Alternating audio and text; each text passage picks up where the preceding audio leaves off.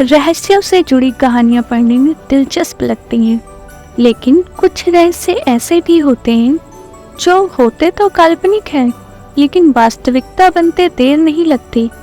रहस्यमय दरवाजा एक ऐसी ही जबरदस्त कहानी है जो आपको रोमांचक एहसास करवाएगी। चलिए शुरू करते हैं। एक छोटा सा गांव था। उसी गांव में कार्तिक नाम का एक लड़का रहता था। उसे पढ़ाई में कोई दिलचस्पी नहीं थी। वह ज़्यादातर जंगल में पेड़ पौधे के बारे में जानकारी जुटाने का इच्छुक था। इसलिए वह कई घंटों जंगल में अकेले ही निकल जाया करता था। उसके पिताजी को उसका जंगल घूमना बिल्कुल पसंद नहीं था। वह उसे आवारा लड़का समझते थे। वह चाहते थे कि कार्तिक कुछ काम ढूंढ ले ताकि कुछ पैसे कमाने लगे, लेकिन उसे कहीं नौकरी नहीं मिलती। इसलिए वह उसे मजबूरी में अपनी ही किराने की दुकान में काम करने को कहते हैं। कार्तिक को दुकान में काम करने में कोई रुचि नहीं थी, लेकिन अपने पिताजी का दिल रखने के लिए उन्हीं के साथ दुकान में बैठने लगता है। कार्तिक को पतंग उड़ाने में मजा आता था, इसलिए वह खाली समय में अपने घर के पीछे पहाड़ी मैदान में पतंग उड़ाया करता था। कार्तिक की जिंदगी का कोई लक्ष्य नहीं था, इसलिए वह अपने काम में लापरवाही करता रहता था। कार्तिक के पिताजी जानते थे कि किराने की दुकान का काम कार्तिक के बस की बात नहीं है, लेकिन उन्हें लग रहा था कि शायद वही काम सीख जाएगा। एक दिन कार्तिक दुकान में बैठा होता है। उसी समय एक ग्राहक आकर कार्तिक से छुट्टे पैसे मांगता है और कार्तिक बिना नोट चेक किए उसे खुला पैसा दे देता है और उसका नकली नोट अपने पास रख लेता है। जब कार्तिक के पिताजी दुकान पर आते हैं तो वह नकली नोट उनके हाथ लग जाता है, और जब उन्हें सारी बात पता चलती है तो वह गुस्से से कार्तिक को दुकान से बाहर निकाल देते हैं और कहते हैं, तुम दोबारा दुकान पर मत बैठ जाना। तो कार्तिक को अपने पापा की बात भी बुरी नहीं लगती। दरअसल उसे दुकान में बैठना बिल्कुल पसंद नहीं था और वह चाहता था कि उसके पापा उसे दुकान में ना ही बुलाए। कार्तिक अपने घर पहुंचकर अपनी पतंग लेकर पहाड़ी के किनारे आ जाता है और वहीं वह अपनी पतंग उड़ाने लगता है। पतंग उड़ाते वक्त हवाएं तेज हो जाती हैं। कार्तिक की पतंग आसमान में लहराने लगती है। कार्तिक जल्दी से अपनी पतंग नीचे उतारने की कोशिश करता है और उसी कोशिश में पतंग का धागा जाता है। पतंग जाकर एक पेड़ में फंस जाती है। कार्तिक भी पतंग के पीछे पीछे भागने लगता है और पहाड़ी के किनारे उसी पेड़ के नीचे जाकर खड़ा हो जाता है जहां वह पतंग लटक रही थी। कार्तिक पत्थर मारकर पतंग निकालने की कोशिश करने लगता है। अचानक कार्तिक की नज़र पेड़ के पीछे बनी एक दरवाजे पर पड़ती है, जिसे देखकर वह चौंक जाता है। कार्तिक धीरे धीरे दरवाजे के करीब पहुंचता है और उसे ताज्जुब होता है कि इस वीरान जगह पर पहाड़ के अंदर दरवाजा कैसे हो सकता है। दरवाजा रहस्यमय लग रहा था। कार्तिक हिम्मत करके दरवाजे को खोल देता है। दरवाजा खुलते ही कार्तिक की आंखें फटी की फटी रह जाती हैं, क्योंकि सामने एक स्वर्ग से भी सुंदर रहस्यमयी दुनिया नजर आ रही होती है। कार्तिक धीरे धीरे दरवाजे के अंदर बनी सीढ़ियों से उतरने लगता है। जैसे ही कार्तिक रहस्यमय दुनिया की जमीन में कदम रखता है, वह अचानक हवा में उड़ने लगता है। बड़ी मुश्किल से वह आसमान में अपने आप को संतुलित कर लेता है। कार्तिक चारों तरफ नजर घुमा कर देखता है। उसे कई जानवर, पेड़ पौधे और इंसान सभी हवा में उड़ते नजर आ रहे होते हैं, और तो और बड़े बड़े घर हवा में उड़ रहे होते हैं जिनमें सोलर पैनल लगाए गए थे। सूरज की सहायता से चार्ज करके घरों में विद्युत प्रदान की जा रही थी। कार्तिक ऐसी नायाब तकनीकी का नमूना देखकर हैरत में पड़ जाता है।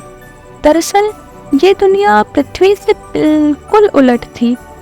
जो चीज आसमान में उड़ने वाली थी, केवल वही जमीन पर चल सकती थी, क्योंकि यहाँ गुरुत्वाकर्षण बल की काफी कमी थी, जिस वजह से जमीन पर चलने के लिए पंखों की आवश्यकता होती थी। इसलिए केवल पक्षी और उड़ने वाले कीड़े मकोड़े ही जमीन पर चल सकते थे। कार्तिक को यह नज़ारा अद्भुत लग रहा था। कार्तिक को इस रहस्यमयी दुनिया के लोग अचंभे के तरीके देख रहे थे। तभी कुछ लोग आकर कार्तिक से उसके बारे में पूछते हैं।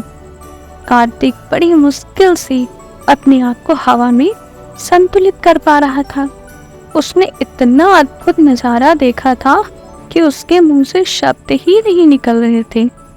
कुछ देर तक बिना बोले ही कार्तिक हवा में उड़ता रहता है। इस दुनिया के इंसान कार्तिक को देखने के लिए चारों तरफ घूमने लगते हैं। कार्तिक के कपड़े और उनके कपड़े बिल्कुल अलग थे।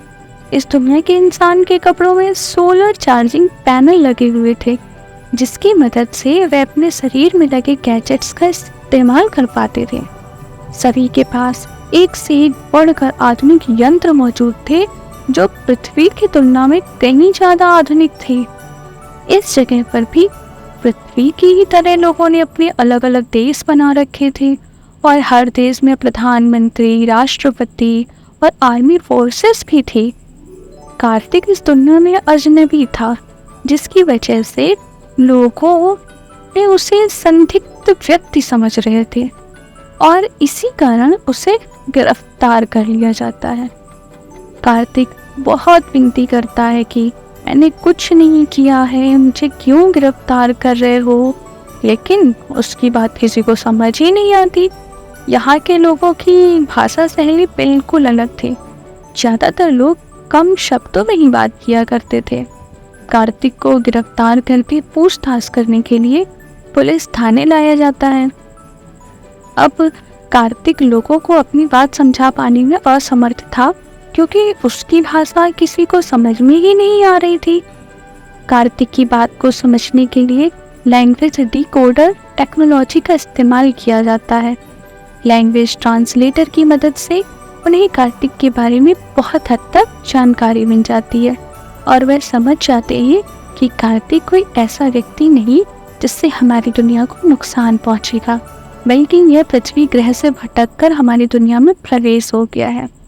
इस दुनिया के लोग कार्तिक को अपना मेहमान समझने लगते हैं और कार्तिक के खाने पीने के लिए शाही व्यंजन की तैयारी की जाती है।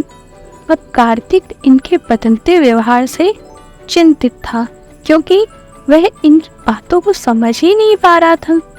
जैसे ही कार्तिक को खाने की टेबल पर सामने लाया जाता है, कार्तिक के चेहरे में मुस्कुराहट आ जाती है, क्योंकि वह काफी देर से भूखा था।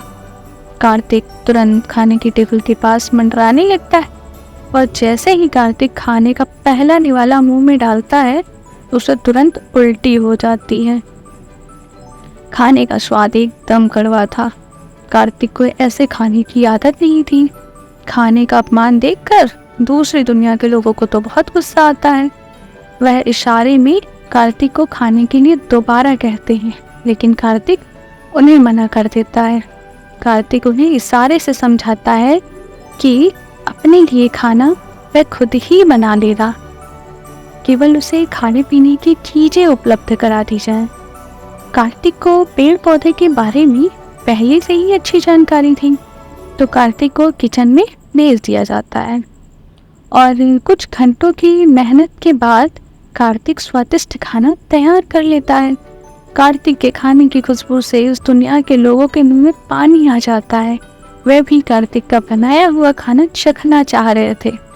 कार्तिक सभी को खाने के लिए आमंत्रित करता है। कार्तिक का बनाया हुआ खाना खाते ही सभी कार्तिक के दीवाने हो जाते हैं। उन्होंने आज तक इतना स्वादिष्ट खाना नहीं खाया था।